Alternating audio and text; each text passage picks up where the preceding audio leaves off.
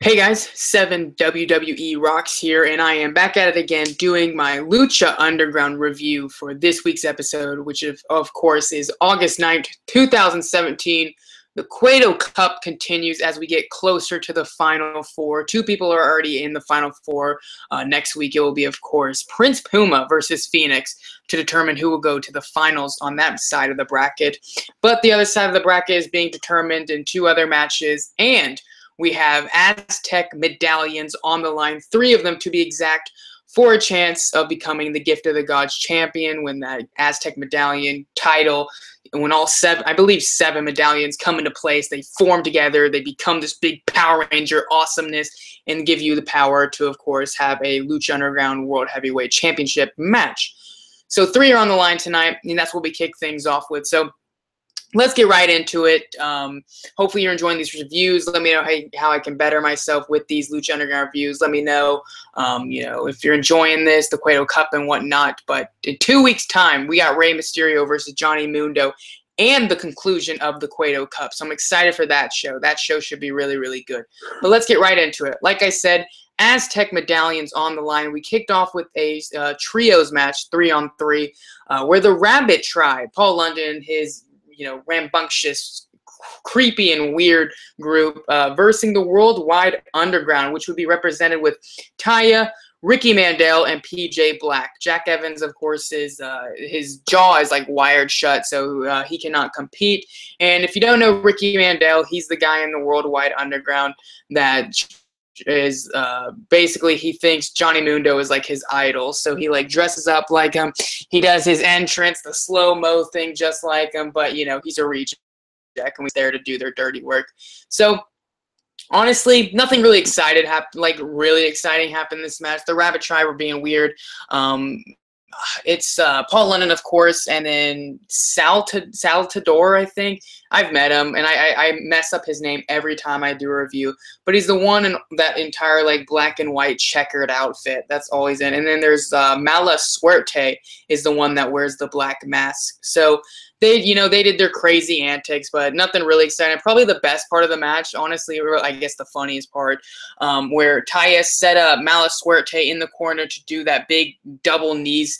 She drives her knees right into her opponent as he's seated in the corner. She was gearing up to do that, and the Saltadora guy comes in and he's like, wait, please give it to me. And he gets in the corner right with Mala Suerte, and he's like, we do everything together, please do it. And then Paul London says, no, stop, don't do this. And then he's like, everything we do together. And he sits in the corner. So they all literally just take her knees to the face, like welcomely. They're excited for it. And that I guess turns them on, which is kind of creepy to say, but that I guess they got off on that kind of stuff. So that was probably the funniest part of the match. But somehow all this craziness happens on the outside. They do a bunch of not like crazy dives, but these wacky weird dives. And then it's nothing but Paul London and Ricky Mandel. And Paul London does a shooting star press off the top rope. He gets the 1, 2, 3. And believe it or not, this is the first time the Rabbit Tribe has actually won a match, a trios match. Paul London's won one match by himself, but this is the first time as a group they've won. And apparently it's probably because I think last week or maybe 2 weeks ago, the one midget wrestler, Masquerita or something, I forget his name, he gave them a rabbit's foot, and apparently that's bringing them luck. So apparently that's why they won the match. But not like the greatest opener, but I think the Rabbit Tribe is perfect for like live events and stuff, interacting with the crowd. I think they, just make things fun. TV wise, they're exciting and fun, but I think just in live arenas, they're much, much better. So I don't know if that makes sense, but that's my take on it. Next, backstage, Johnny Mundo and his agent, that Benjamin Cook guy, he calls him Benji. They're basically yelling at the Worldwide Underground saying, you're gonna have to step things up because Johnny Mundo wants to stay champion and you guys continue to drop the ball and lose and lose and lose. And Benjamin or whatever, he's like, if you guys don't, start picking things up and helping Johnny Mundo out, you could just hit the road and, we'll get rid of you. And then Johnny Mundo was saying he has a heart of gold, but then at the end of the promo, Benjamin's like, all right, champ, we got to do photo shoots. And Johnny Mundo's like, but not with sick kids, right? And he's like, no sick kids. And he's like, good, I can't get sick. And so Benjamin's like, oh, yeah, he's got a real heart of gold, and they walk off. That was probably the funny line of the whole promo, but that's all the promo, not the promo, the backstage segment was about. Next, we had Mil Muertes versus Jeremiah Crane, and again, it happened. Lucha Underground does the awesome, awesome, awesome second match. It's always the one that's not the main event. They always, if they have 3 matches, the second one's usually always the best. And this was no different. These guys know how to brawl. Freaking Jeremiah Crane comes out. This is, of course, a Cueto Cup match to go into the semifinals. And Jeremiah Crane's coming out, and Mil Muertes blindside attacks him from behind. He starts throwing him into, like, random, like, guarded off areas and fences and throwing him through things. And they go to commercial. When they come back, Matt Stryker's trying to explain things. He's saying the match has now been announced as no disqualification. Dario Cueto said that. We don't know where they are. We're trying to get a camera on them. And as soon as he says that, the camera changes to an angle to them showing just a random door. And Jeremiah Crane goes busting through the door, and Mil Muertes just threw him through it. And they just start brawling all around the arena. And I'm not going to be able to remember every spot, of course, but just killing each other. And these guys, both these guys, are extremely, extremely good at making this feel real. And, with Lucha Underground, you get the outside brawls a lot. And some people will probably even say they're way overdone. But these two guys, if I was picking an outside brawl and I had the, Lucha Underground roster, I would definitely pick these guys to be involved in it because they do some crazy, crazy stuff. And I think they just do so well in that atmosphere. But they're throwing each other around. Jeremiah Crane hits the bicycle kicks on Mil Muertes on the outside. He sets him up onto a seated chair, and he's going to do that thing where he spits in his hand and does a chop. He spit the biggest loogie I've ever seen, and he chops Mil Muertes. And then he's going to run around the ring like he always does and does that cannonball onto the chair, where Mil Muertes is. So as he's running around the ring to do that, Mil Muertes sits up and spears him like you wouldn't believe. Mil Muertes doesn't even go to the ground. He does a spear without, leaving his feet. Just slams into him.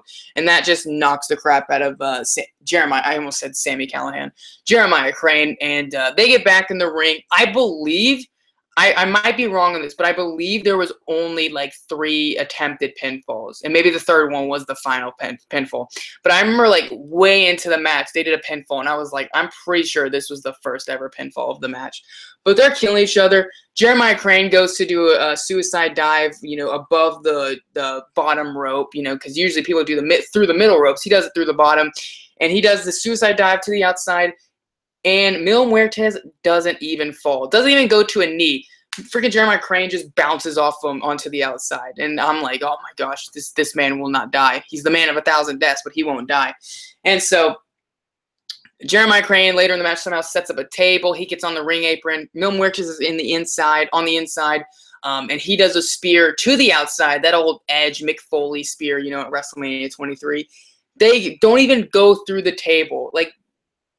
I think Mil Muertes must have thought the table was somewhere else, and because they go way off to the edge. It hit the table, but it did not break. And I'm thinking, Mil Muertes, Jeremiah Crane, they're going to want that table to break. So Mil Muertes picks him back up and does a power bomb onto the table. And just like that exploded the table, obviously. So they go back into the inside. Another table's brought out. Mil Muertes sets it up in the corner. Crane does that running cannonball thing. Usually he does it to an opponent who's sitting in the corner. But no, he did this standing up and hits right into Mil Muertes. Mil Muertes falls backwards into the table. And that was not enough. Got the 1-2 and did not get the 3. I thought that part was going to be, I think that was the first pinfall of the entire. Just choke slam. Ending kind of, not made me sad, but just thought, I think how crazy the match was. And I know I'm probably not doing it justice, but definitely go back and watch it if you can. Or if you missed it, I would definitely recommend the match to watch. But Jeremiah Crane, after all this crazy, crazy stuff, he gets on the second rope and he tries to jump off it. I don't know what he was going for exactly, but Mil Muertes pretty much just catches him and then does a jumping flatliner. Usually he just does flatliner, doesn't even leave his feet don't leave the ground, but this one he jumped into it. So that was cool, but I don't know. I thought the finish was going to be even much more crazier, but an awesome match. It's pretty intense and brutal, and they are really good at this stuff. Jeremiah Crane's a legit monster. I tweeted that. Mil Muertes, he's, so freaking good at like anything. But Mil Muertes moves on. So out of the top four, the fourth spot will be in the main event, of course, but it's Prince Puma, Phoenix, and Mil Muertes. So I'm happy about that. And so, moving on, Mil Muertes and Jeremiah Crane have kind of been feuding. Lucha Underground, it's kind of hard to say feuds because how it's taped, so far back. They kind of like have like a feud or a moment where they hate each other, and then they do their own things, and then they'll bring it back and be like, oh yeah, remember like 3 months ago when these guys got mad at each other? Okay, we're actually gonna do something with that. So basically, like I think Jeremiah Crane's in love with Katrina. And Jeremiah Crane, I'm trying to remember. He came in to Lucha Underground as Evalise's boyfriend, I think, right? Or was it like her brother or something? I think it might have been boyfriend. And as someone's boyfriend, though. I don't know. But anyway, I think he's in love with Katrina, and so Katrina goes to do the lick of death. Every time Mil Muertes beats an opponent, she's going to do the lick of death on him. Or her, whatever. And so, lick of death, only she doesn't lick him. She just full on makes out with him, like just kisses him, and Mil Muertes is like, what is going on? So Mil Muertes, or Jeremiah Crane, smiles after that, real happy. And Mil Muertes, kicks the crap out of him, does another flatliner to, lay him out, and he's probably super pissed at Katrina. Go somewhere, but at the end, it seems like they're going a different direction of the show, but I'll get to that, of course. But awesome match of the night, easily. Let's move on to another backstage segment where this FBI guy drops in on Dario Cueto's office. I don't know if I'm just slow or I'm not, smart. Maybe I don't. Usually when I go into TV shows, I seem to know what's going on for the most part. Maybe just because of the wrestling show, I kind of care less about the storylines. But this FBI guy comes in to Dario Cueto's office, and he's like, I replaced that one guy that died. I forget his name. I think it was Delgado or something. And Dario Cueto's like, what do you mean replace? And he's like, you didn't hear? Cage punched his head off.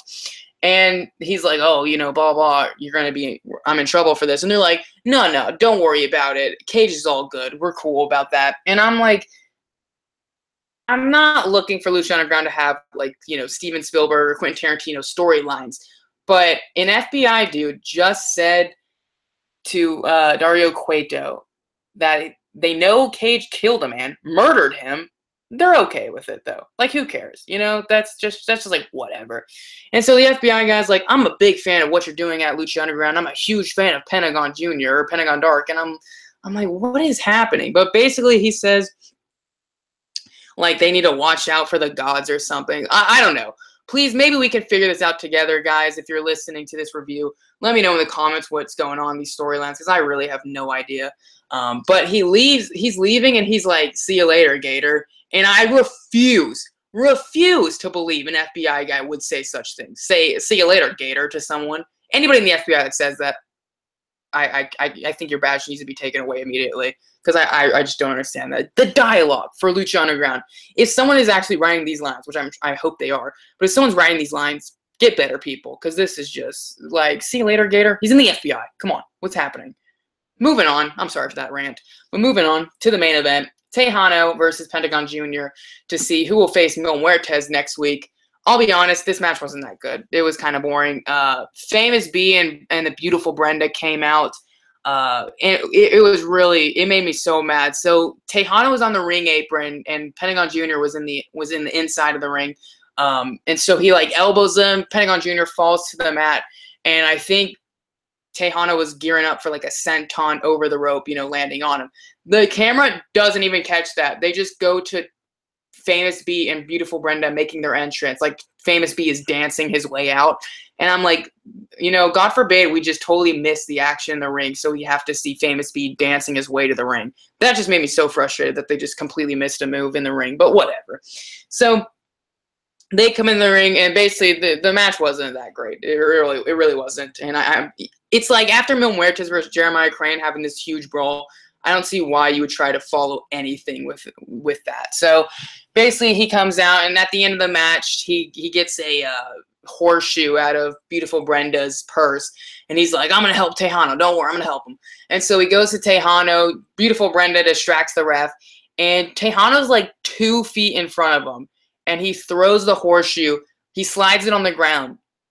Totally misses Tejano. Just doesn't even try to come near him. And Pentagon Jr., of course, catches it. And I'm like, you couldn't have like at least thrown it under his legs, and it just happened to go under his legs, so Pentagon Jr. was able to grab it. But no, totally throws it way off. Doesn't even come close to him. And then Pentagon Dark, of course, punches him with a horseshoe, and that's the match. The 1, 2, 3. So Pentagon Jr. moves on. I'm really looking forward to him versus Mil Muertes. Prince Puma versus Phoenix next week. That should be really amazing. Those should be 2 awesome matches.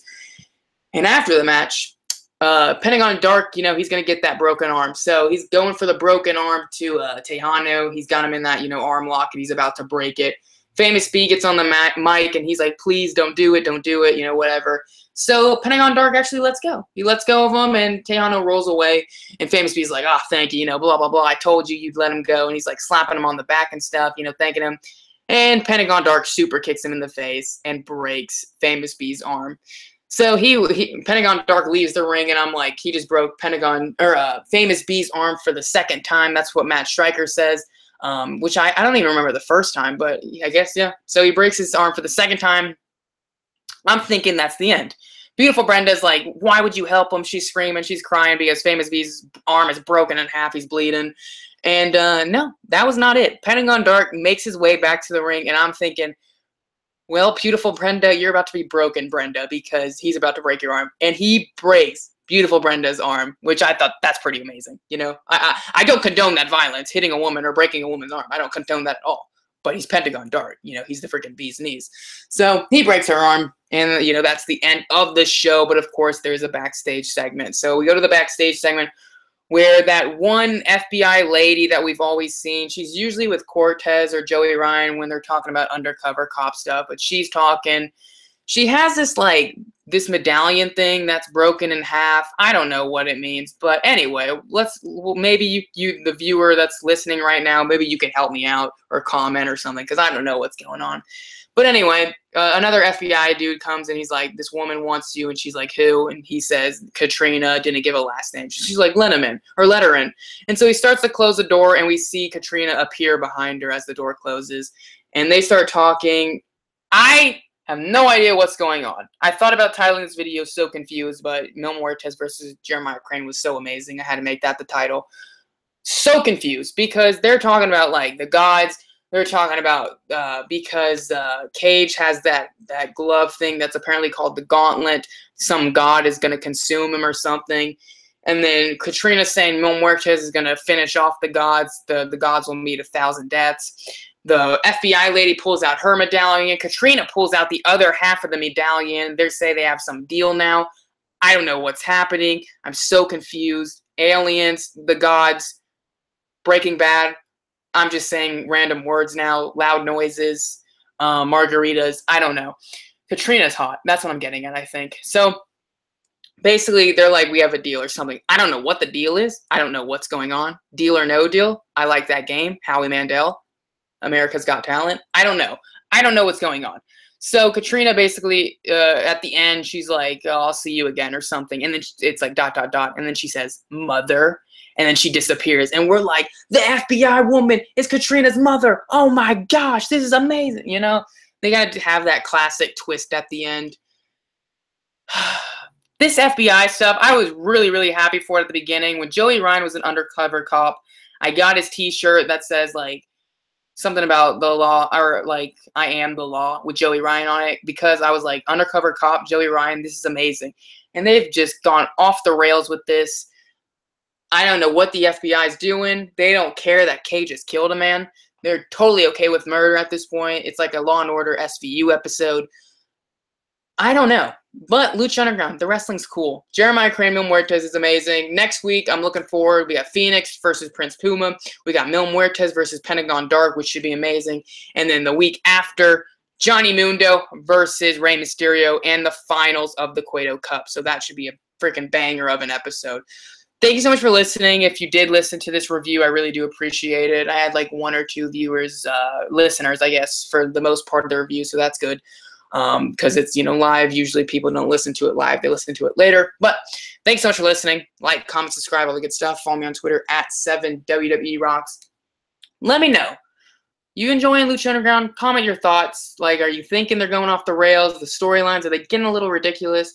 I remember Dave Meltzer and a lot of people seem to agree that they really enjoyed like season 1 and stuff, but now it's gone. And they agree that there's awesome talent, awesome matches, but they think the storylines have just gone so like crazy and stupid that like no one really cares that much anymore. That might be the case. Let me know.